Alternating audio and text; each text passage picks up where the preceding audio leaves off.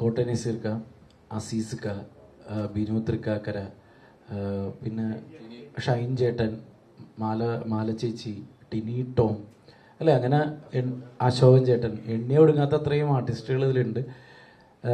ഇതിൽ എടുത്തു പറയേണ്ട 2-3 പേരാണ്. ഞാൻ ഷൈൻ ബ്രോയായിട്ട്, നീ ഇതിനു മുമ്പ് ചെയ്തിട്ടുണ്ടോ?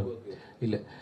ഷൈൻ ബ്രോയായിട്ട് ഞങ്ങൾ ആദ്യമായിട്ടാണ് വർക്ക് ചെയ്തത്. അപ്പോൾ ഷൈൻ ബ്രോ എന്ന് പറയുന്ന പ്രൊഫഷണൽ ആളാണ്. ഭയങ്കര എങ്ങനെയൊക്കെ ഓടിക്കളിച്ച് നിങ്ങൾ പുറകെ വഴി ചാടി നടക്കുന്ന ആളാണെങ്കിലും ലൊക്കേഷനിലെ ആക്ഷൻ എന്ന് പറഞ്ഞു കഴിഞ്ഞാൽ ക്യാമറയുടെ മുമ്പിൽ ഉണ്ടാവുകയും ഡയലോഗുകൾ കൃത്യമായിട്ട് പറയുകയും ചെയ്യുന്ന അതൊരു അത്ഭുതത്തോടെ ഞാൻ ഇങ്ങനെ നോക്കി നിന്നിട്ടുണ്ട്. അതേപോലെ തന്നെ ഷൈൻ ബ്രോൻ്റെ ക്യാരക്ടർ ആണെങ്കിലും അങ്ങനെ തന്നെയാണ്. പിന്നെ നസീർക്ക, കോട്ടയം നസീർക്കനെ ഭയങ്കരമായിട്ട് ലവബിൾ ക്യാരക്ടറാണ്. അസീസ്ക്കയാണ് ഇതിലൊരു ഞെട്ടിക്കാൻ പോകുന്നത്. അതെന്താണെന്നുള്ളത് നിങ്ങൾ നാളെ തിയേറ്ററിൽ തന്നെ കണ്ടാണ്. അസീസ്ക്ക ഒരു ഞെട്ടിക്കലുണ്ട് ഈ പടത്തിൽ. അസീസ്ക്ക തന്നെ ഞെട്ടി. പുള്ളി പറഞ്ഞ എടാ പടം ഇത്ര നന്നാവുമെന്ന് പ്രതീക്ഷിച്ചില്ല അത് പടം കണ്ടിട്ട്.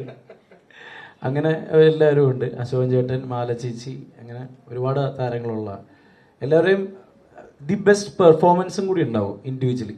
അതാണ് ആ റൈറ്റിങ്ങിൻ്റെ ഏറ്റവും വലിയ ഗുണം. എല്ലാവർക്കും ഒരു സ്പേസ് ഉണ്ട്. എല്ലാവർക്കും ഒരു സീൻ പെർഫോം ചെയ്യാനുണ്ട്. അതാണ് ശുക്രല്ല ബാക്കിയുള്ള ആർട്ടിസ്റ്റുകളുടെ കാര്യം.